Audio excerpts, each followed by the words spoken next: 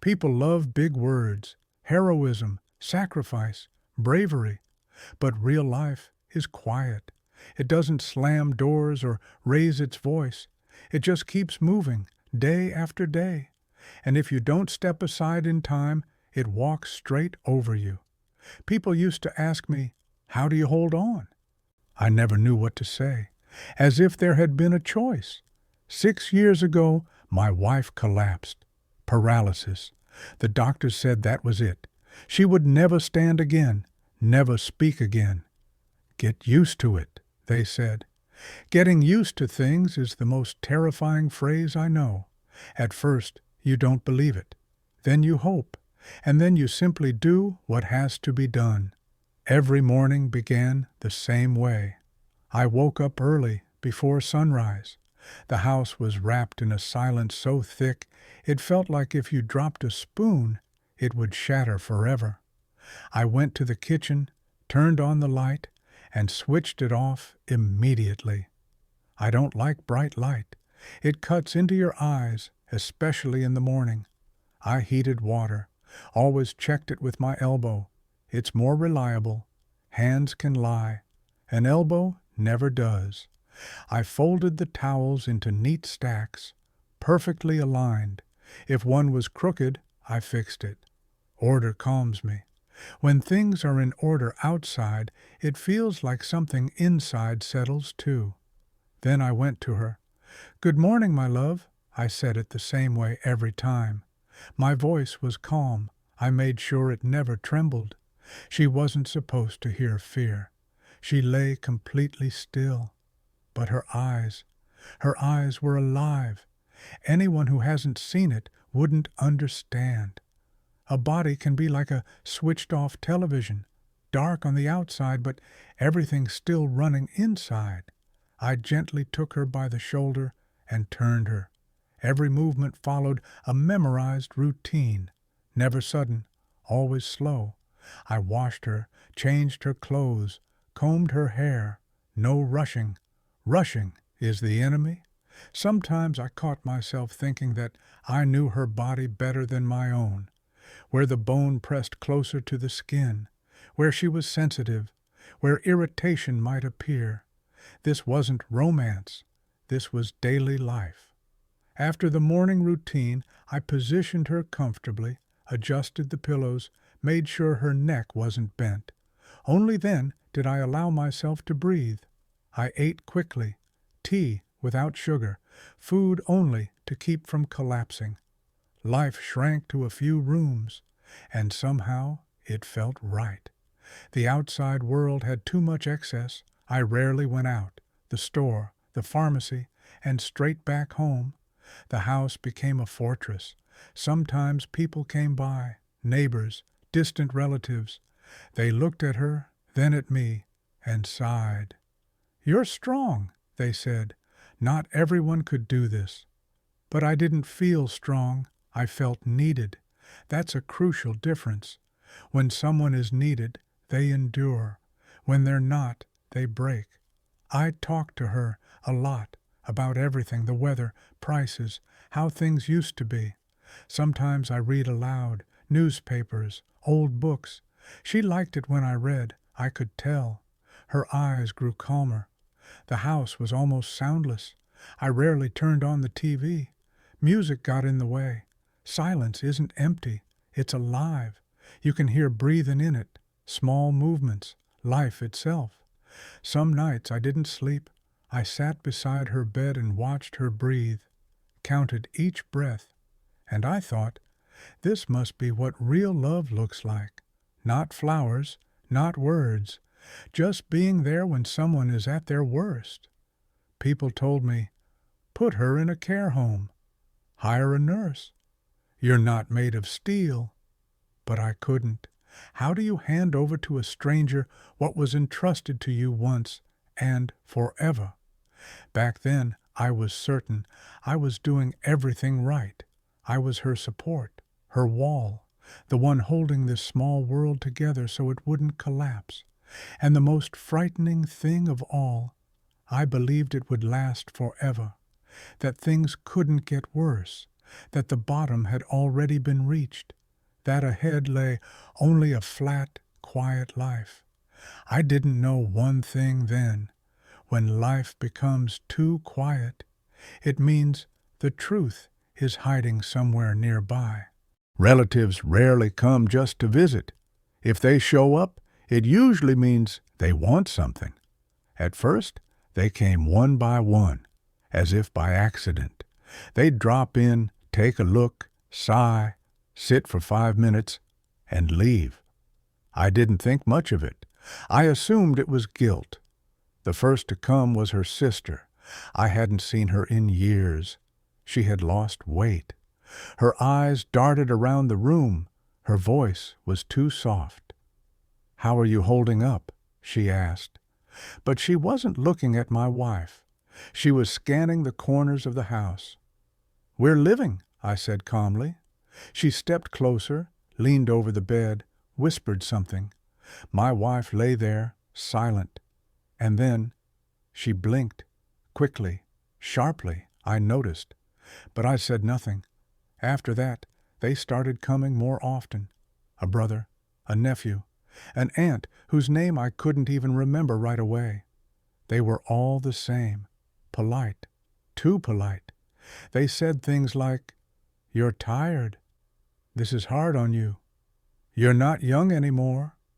I listened and nodded, but inside something felt wrong, because exhaustion is something you feel, and what I felt wasn't exhaustion. They kept steering the conversation toward money, her pension, the cost of medication, how expensive everything had become. "Maybe you need help," they said. "We could take some of the burden off you." "I don't need it," I answered immediately. And that's when things got interesting. Well, think about it. You never know. Life can surprise you. Simple words, but they sounded like a threat. One day, they brought up paperwork. "We should arrange a power of attorney," her sister said casually, "just in case, to avoid unnecessary complications." That was the first time I tensed up. "Why?" I asked. "Everything is already handled by me." She smiled. It was the kind of smile people wear when they've already made their decision. "Well," she said, "you're not immortal." After that visit, I couldn't sleep. I lay there thinking, when strangers start counting your remaining years, that's bad. I began noticing strange things. Whenever I mentioned their names, my wife started blinking more often. Not randomly, nervously. I'd say a name and her eyes would twitch. Say it again. Another blink. At first I thought it was coincidence, then fatigue, then imagination, until one day I tested it. We were alone. Silence. I said calmly, "Your sister came by today." She blinked. Once. Sharp. I swallowed. Then I said, "And your brother?" Another blink. Faster. Almost panicked. Something inside me tightened. That was the first time I thought, what if she understands everything? What if she hears, feels, is afraid, but can't say a word? They kept coming. More often. More confidently. They stopped asking. They started proposing. And an offer you can't refuse. That's pressure. Maybe sell the country house. The place is too big for you. You need money for treatment. They said it in front of her, right in front of her, as if she didn't exist. And she lay there, blinking. Sometimes it felt like she was trying to say something with her eyes. But I didn't understand. I was angry at them, at myself, at this damned situation. But out loud, I stayed calm. "Thank you for your concern. We're managing." Every time the door closed behind them, the house felt lighter. The silence returned, familiar, almost comforting. But along with the silence came the feeling that someone had already stepped into it, left marks behind, like dirty boots on a clean floor. I started locking the door, even during the day. I'd never done that before. I caught myself listening to footsteps, to the doorbell, to unfamiliar voices, and then, one day, I understood something terrifying. I was no longer glad to see guests, because they weren't coming to see us. They were coming for something, and my wife. She looked at me as if she already knew what I hadn't yet understood. Relatives rarely come just to visit. If they show up, it means they want something. At first, they came one by one, as if by accident. They would drop in, look around, sigh, sit for 5 minutes, and leave. I didn't think much of it. I told myself it was conscience. The first one was my sister. I hadn't seen her in a long time. She had lost weight. Her eyes darted around. Her voice was too soft. "How are you holding up?" she asked. But she wasn't looking at my wife. She was scanning the corners of the room. "We're living," I said calmly. She stepped closer, leaned over the bed, and whispered something. My wife lay there, silent, and then she blinked, fast, sharp. I noticed, but I didn't say anything. After that, they started coming more often. My brother, a nephew, some aunt whose name I couldn't even remember at first. They were all the same, polite, too polite. They kept saying, "You're tired. This is hard on you. You're not young anymore." I listened and nodded, but inside something felt wrong, because being tired is something you feel, and what I felt wasn't tiredness. They kept steering the conversation toward money, toward pensions, medications, how expensive everything had become. "Maybe you need help," they said. "We could take some of the burden off you." "I don't need it," I answered right away, and that's when things got interesting. Well, just think about it. You never know. Life is unpredictable. Simple words, but they sounded like a threat. One day, they mentioned documents. "We should arrange a power of attorney," my sister said casually, "just in case, to avoid complications." That was the first time I tensed up. "Why?" I asked. "Everything's already on me." She smiled. It was the kind of smile people give when they've already made a decision. "Well," she said, "you're not immortal." After that visit, I couldn't sleep. I lay there thinking, when other people start counting your years, it's a bad sign. That's when I began noticing strange things. Whenever I said their names, my wife started blinking more often, not randomly, nervously. I'd say a name, her eyes twitched. Another name, another blink. At first, I thought it was coincidence, then fatigue, then my imagination. But one day, I tested it. We were alone, silent. I said calmly, "Your sister came by today." She blinked, once, sharp. I swallowed. "And your brother?" Blinking again, faster, as if she was scared. That's when it hit me. What if she understood everything? What if she heard, felt, feared, but couldn't speak? The relatives kept coming, more often, more confident. They no longer asked, they suggested, and an offer you can't refuse is pressure. "Maybe sell the summer house. The place is too big for you anyway. You'll need the money for treatment." They said all of this in front of her, as if she didn't exist. She just lay there and blinked. Sometimes it felt like she was trying to say something with her eyes, but I didn't know how to read it. I was angry, at them, at myself, at this damn situation. But out loud, I stayed calm. "Thank you for your concern. We're managing." And every time the door closed behind them, the house felt lighter. The silence returned, familiar, safe. But with that silence came the feeling that someone had already stepped into it, left traces behind, like dirty boots on a clean floor.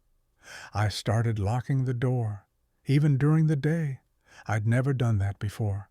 I caught myself listening to footsteps, to the phone, to unfamiliar voices, and then I realized something terrifying. I no longer welcomed guests because they weren't coming to us. They were coming for something. And my wife. She looked at me as if she already knew what I hadn't figured out yet. There are things you should never find, not because they're dangerous, but because after them, life can never be the same. I found the vial by accident. I was cleaning, not for cleanliness, just to keep my hands busy. When you think too much, your hands need work. I was sorting through her medications, boxes, blister packs, instructions I knew by heart. Everything was organized, morning, evening, dosages. I always made sure nothing extra slipped in. And then I saw it, a small glass vial, dark, no label. At first I didn't understand why it was there. I turned it in my fingers, no name, no instructions, no date. Inside, clear liquid, like water. Something inside me tightened. I knew immediately this wasn't prescribed. I knew every medication she took. I bought them all myself. This vial didn't belong. I brought it into the room without thinking. I just wanted to ask, to make sure I hadn't missed something. I came up to the bed and showed it to her. "What is this?" I asked calmly. And then something happened that I will never forget. She panicked, not just blinking, not just a twitch. Her eyes went wide. She started blinking rapidly as if she couldn't breathe. Her head jerked slightly. Her lips trembled. I pulled my hand back. "Easy, easy," I said. "It's okay." But it wasn't okay. I sat down beside her and hid the vial behind my back. "Is this from the doctor?" I asked. Blink. "From the caregiver?" Blinking again, harder. My heart was pounding so loudly I could hear it in my ears. I thought of the relatives, their names, their looks, their words. "Is this—" I paused. "Is this from them?" She blinked sharply, several times in a row, like a signal. I felt cold. I sat there staring at her while everything in my head turned upside down. 6 years. 6 years I'd been by her side. 6 years I thought I controlled everything. And suddenly, I didn't. I went into the kitchen and placed the vial on the table, sat across from it, stared at it like it was alive. Who brought it? When? Why? I replayed every visit. Who stood near the cabinet? Who lingered by accident? Who said, "I'll help. You should rest"? My hands were shaking. I went back to her. "Did they give you something?" I asked quietly. She blinked, slowly, once. "Were you afraid to tell me?" Blink. Tears gathered in the corners of her eyes, and that's when something inside me broke. Not loudly, no hysteria, just cracked. Because illness is one thing, but someone doing something behind your back in your own home, that's something else entirely. I hid the vial, didn't throw it away. No, I understood. This was evidence. That evening I didn't read, didn't talk. I just sat there. My wife looked at me, and in her eyes was everything: fear, pleading, hope. And suddenly I realized I wasn't sure of anything anymore. Doctors, relatives, diagnoses, years. Everything that once felt solid turned out to be fragile. That was the first time I thought something truly terrifying. What if she hadn't just been sick all this time? What if she was being kept that way? I didn't sleep that night. I sat in the kitchen, holding the vial in my hands, cold, smooth, ordinary. But from that moment on, the silence in the house changed. It became heavy, suspicious, and I knew there was no way back anymore. Trouble never comes all at once. First, it stands nearby for a long time, watching, waiting for you to relax. That day began like any other, too ordinary even. I woke up before dawn As usual, the house was quiet, so quiet that for a moment I felt uneasy, too quiet. I went into the bedroom. She was lying calmly, eyes open, breathing steady. "Good morning, love," I said. She blinked, slowly, peacefully. I exhaled. The morning routine went on as always. Water, towels, careful movements. I tried not to think about the vial, but it sat in my mind like a splinter. And then I noticed something. Her breathing had changed, not all at once, gradually. At first, a little faster, then deeper, and then uneven, as if it was slipping out of rhythm. "What's wrong?" I asked. She didn't blink. I leaned closer. Her lips had gone pale. Her skin felt cold. "Hey," I said louder. Then she started shaking, not violently, just a fine tremor, like she was freezing. I grabbed her hand. It was ice cold. That's when fear hit for real.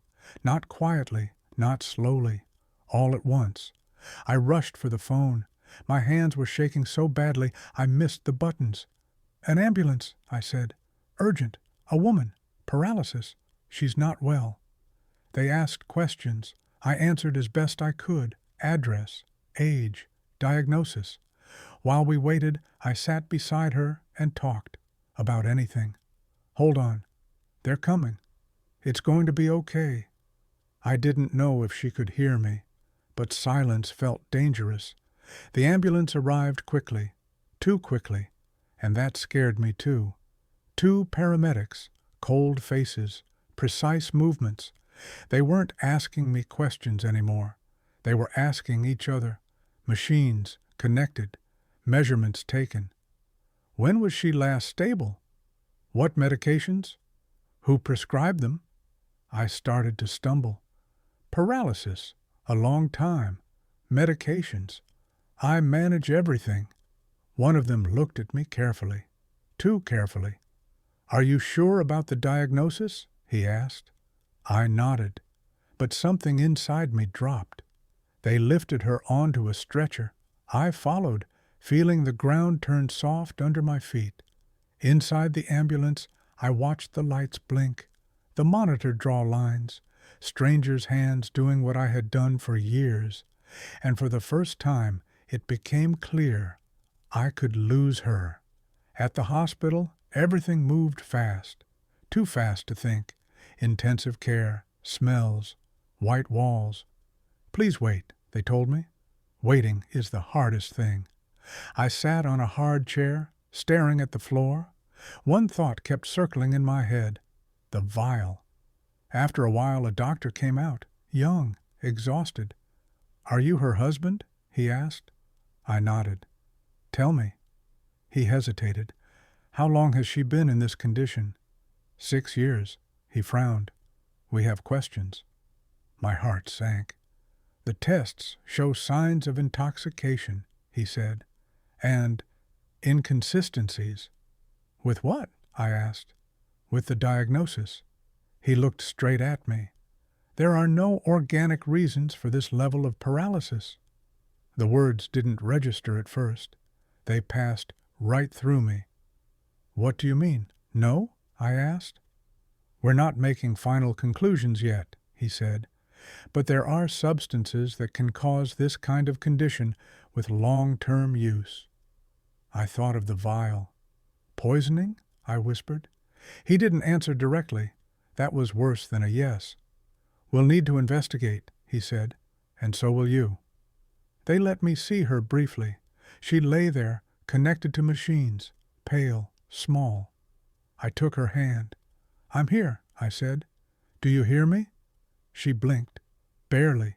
But that blink carried more meaning than all the doctor's words. I went back into the hallway, sat down, and for the first time in 6 years, I understood. Everything I thought was real might be a lie. The house, the care, the diagnosis, the relatives, everything suddenly felt suspicious. I sat there thinking, if she was being poisoned, if the diagnosis was wrong, if someone knew more than I did all this time, then who was I? A savior? Or just a convenient guard? The answer was close. I could feel it, and I knew I wasn't going to like it. The most terrifying thing about the truth is not that it hurts. It's that it forces you to remember every small detail you once thought was normal. They called me in during the day. I had been sitting in the hallway for hours already, long enough to lose any sense of time. Minutes stretched like rubber. "Please come in," the nurse said. The office was bright, too bright. I immediately felt out of place. This doctor was different, older, calm. He spoke without unnecessary words, the way people speak when they know they won't be interrupted. "We have the results," he said, "and we need to talk." I sat down. My legs suddenly felt weak. "Your wife does not have an organic paralysis," he said. The words were quiet, almost casual. "What do you mean, she doesn't?" I asked. He looked down at the papers. "There is no damage that would explain her condition, neither in the spinal cord nor in the brain." Something inside me turned cold. "But 6 years," I said. "We were told—" "I know," he interrupted. "It happens, but not on its own." He turned the papers toward me. Charts, numbers, medical terms I didn't understand. "There are medications," he continued, "that, with long-term use, can cause a condition that looks exactly like severe paralysis. The person is conscious, but the body does not respond." I thought of the vial, its cold glass in my hand. "Are you saying—" I couldn't finish the sentence. "I'm saying the condition was being maintained." The word was careful, too careful. "Maintained by whom?" I asked. He looked straight at me. "That is no longer a medical question." Silence filled the room, the same kind of silence as at home, only now it pressed down on me. "So she was poisoned?" I said at last. The doctor didn't avoid the answer. "Most likely, yes." Breathing became difficult. 6 years. Every day, every pill, every injection, every "don't worry, we're helping." "Why didn't she tell me?" I whispered. "Fear," the doctor said, "and the effects of the substances. A person may be conscious, but unable to resist." I remembered her eyes, the blinking, the tears, and I understood that all this time she had been screaming, and I hadn't heard her. The doctor set the papers aside. "I need to be direct with you," he said. "You must contact the police." Something inside me collapsed. "The police?" I repeated. "Yes, this is a criminal matter, and the sooner the better." I stared at the floor. Faces surfaced in my mind, words, smiles. "You're tired. We'll help. Sign the power of attorney." Suddenly, it became clear. They hadn't felt sorry for me. They had used me. I went out into the hallway and stood there for a long time, leaning against the wall. My hands were shaking. Later, they let me see her. She was pale, but her breathing was steadier. Her eyes were focused, too focused. "I'm sorry," I said. The word slipped out on its own. Stupid. Too late. She blinked, slowly. Once. I sat beside her. "I didn't know," I said quietly. "I swear, I didn't know." She looked at me as if she understood everything, as if she had forgiven me long ago, and that made it hurt even more. I stepped outside and took out my phone, stared at the screen for a long time. Calling the police meant admitting that for 6 years I hadn't been a savior. I had been a guard, convenient, obedient. I pressed the button. When all of this is over, I thought, I will never be able to live the way I did before. Because if there was no paralysis, if the medication made her helpless, if the truth had been right in front of me all along, then my silence was not devotion. It was a cage, and the key to it was never in my hands. The truth never comes all at once. First, it tests whether you're strong enough to survive it. They stopped the medication gradually. The doctor said it had to be done slowly. Her body was used to it. I nodded, but inside everything was screaming, faster. Every day I came to see her, searching for changes, small ones, barely noticeable. At first, she started keeping her eyes open longer. Then she stopped looking through me and started looking at me. One day, I noticed her fingers twitch, just slightly, as if they were checking whether they were allowed to move. "I'm here," I said. "Don't be afraid." She looked at me for a long time, the way people look when they're making a decision. The first sound wasn't a word, just a breath, rough, uneven. I froze, even stopped breathing myself. "It's okay," I said. "Don't rush." The next day she tried again. Her lips trembled. Her voice was weak, like it didn't belong to her. "Wa-ter," she forced out. I turned away so she wouldn't see my tears. A few days later, she could speak, slowly, with pauses. But she could speak, and that's when the truth finally arrived. We were alone, no doctors, no strangers. "You need to know," she said. "Everything." I nodded, even though inside I wanted the opposite, not to know. She spoke slowly, stopping often, and I listened, realizing that every word was a nail. "They started a long time ago," she said. "First with conversations, then pills. They said it was to calm me." I remembered their smiles. "Then they began to scare me," she continued. "They said if I told you, they would make things worse for you." "How?" I asked. She looked at me carefully. "They said they would put you in prison, frame you, say it was your fault." Cold spread through me. "They said, he won't understand anyway. They said, you're not a person anymore. You're a burden." I clenched my fists. "I tried to resist," she said, "but then my body stopped obeying me. I heard everything. I understood everything. But I couldn't." She stopped. I took her hand. "I saw how hard you tried," she whispered. "And that was the worst part." I closed my eyes. "They kept me here," she continued, "because you were perfect. You didn't ask questions. You stayed. You guarded." That word, guarded, hit harder than anything else. "I was a hostage," she said. "And you were the wall, without knowing it." I had nothing to say.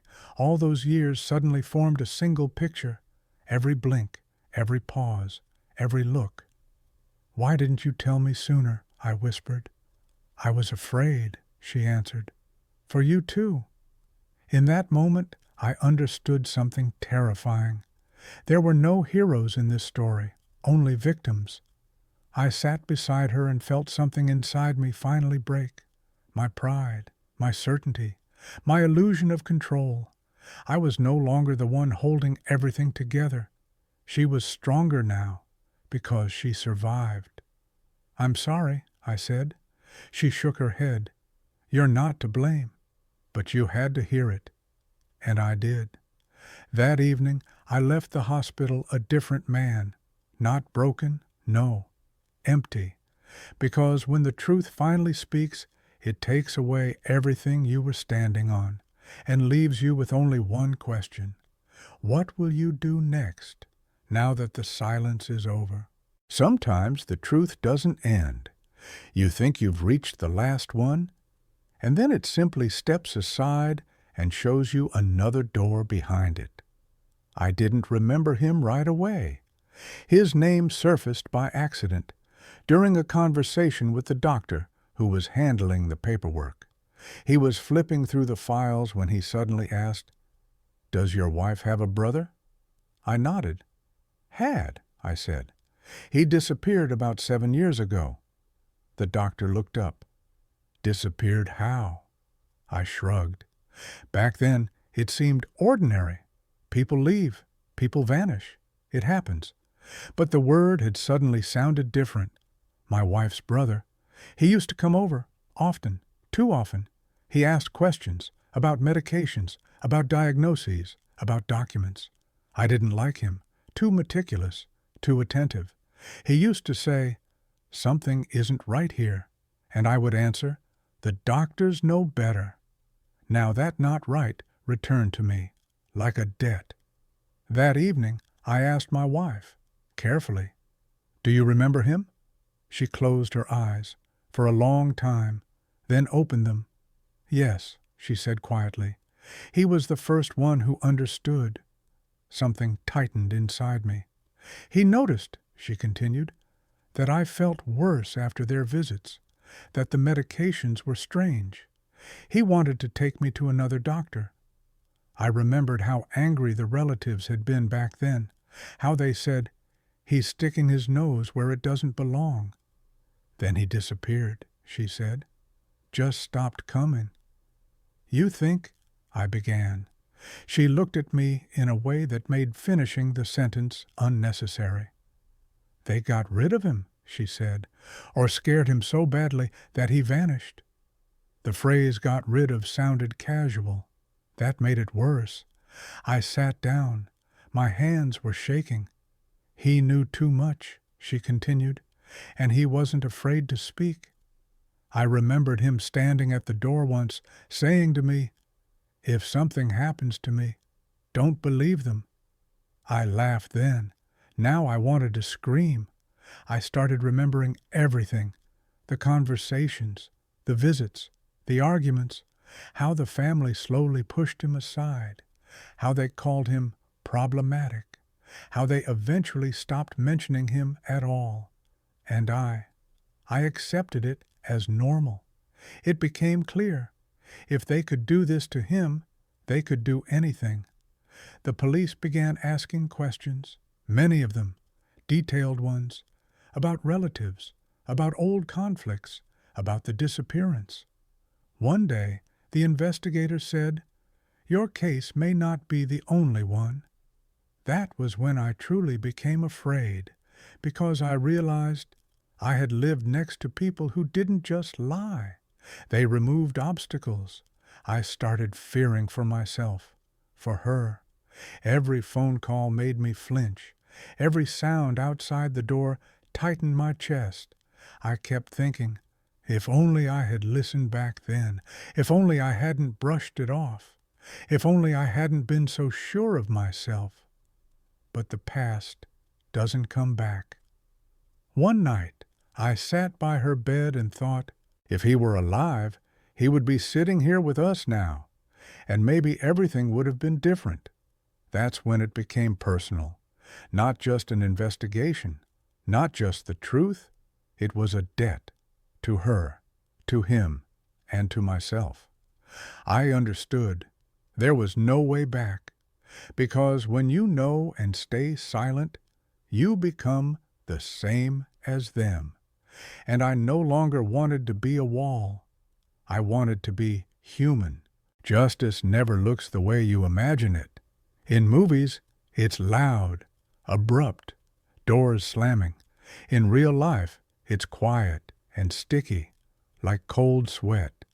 They came early in the morning. I was sitting in the kitchen, drinking tea that had already gone cold.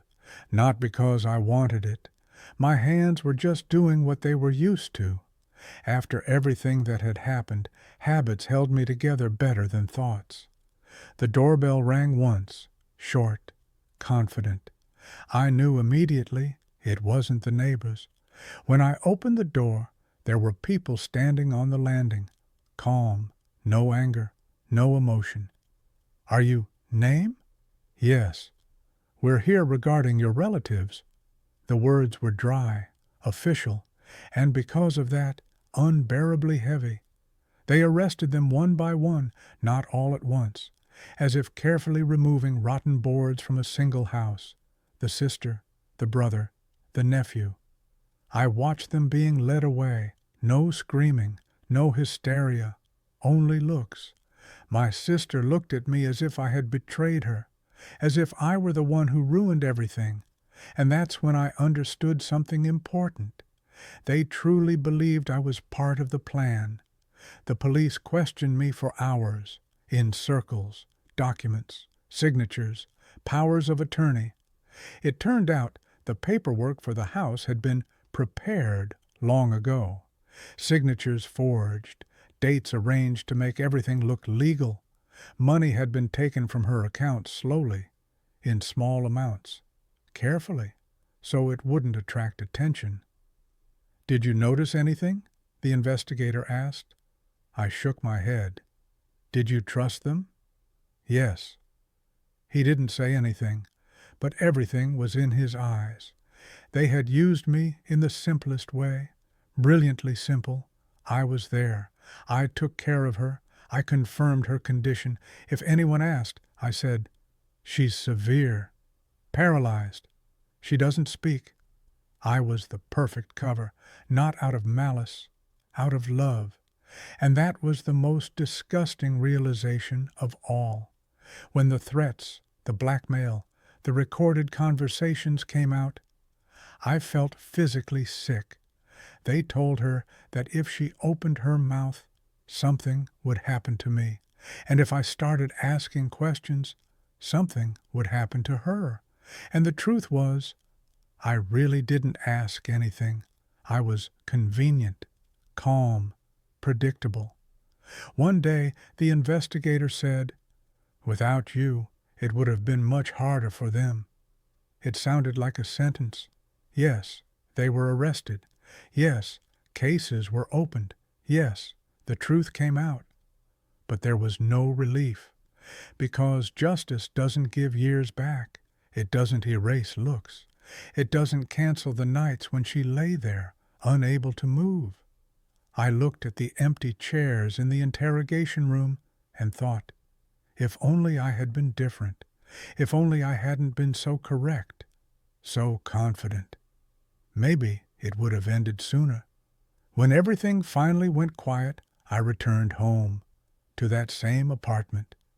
The silence there was different now, not functional, not ritual, empty.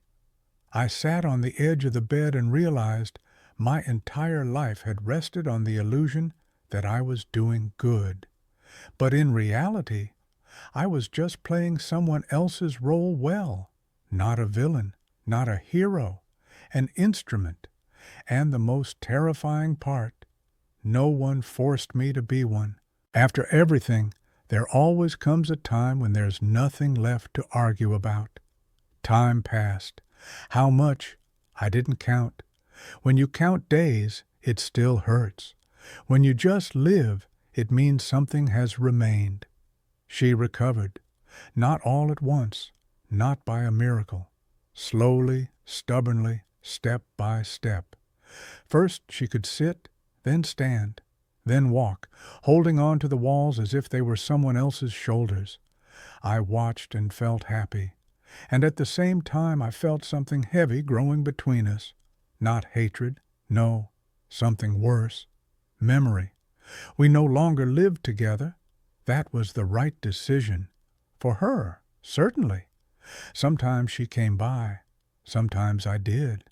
We talked about simple things, about the weather, about doctors, about how everything in the store had gotten more expensive again. But never about the past.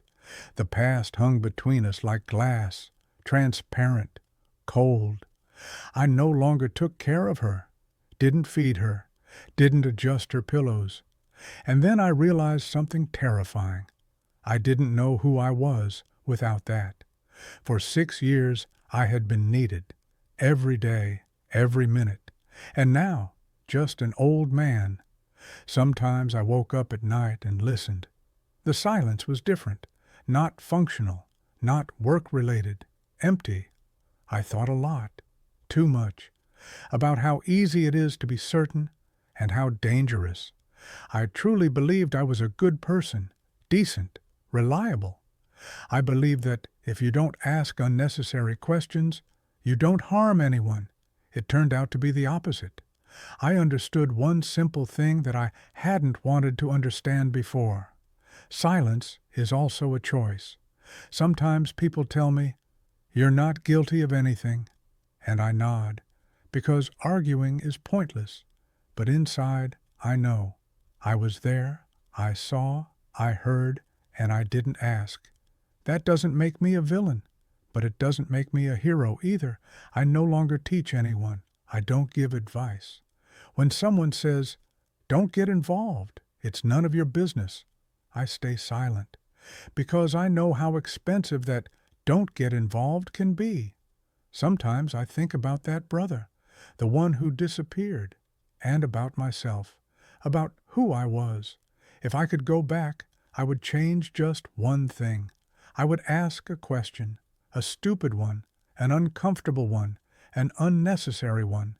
Sometimes one question is enough to keep silence from becoming a prison. Now I live simply, without rituals, without schedules. And you know what's strangest? The silence has returned, but I no longer trust it, because if a house is too quiet, it means someone has long been unable to tell the truth. And if you don't hear it, that doesn't mean it isn't there. It means you've decided not to ask again.